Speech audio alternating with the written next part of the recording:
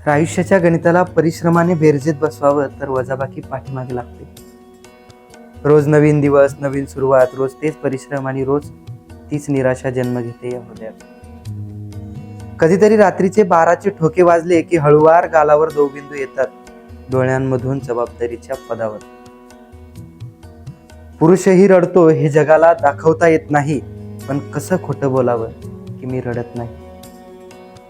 रडतो पुरुषही, मात्र त्याला ते दाखवायचे नसते. डोळे पुसायचे असतात आणि पुन्हा सुरुवात करायची असते. आणि मग सहज प्रश्न पडतो की बापाला कधीतरी रडू आला असेल का? ज्याची हयात गेली घर सांभाळताना त्यालाही आल्याच असतील की अडचणी आणि नैराश्य पण तो मला रडताना कधीच दिसला नाही. कदाचित कदाचित कदाचित त्यालाही शिकवलं असेल पुरुष रडत नसतो म्हणून.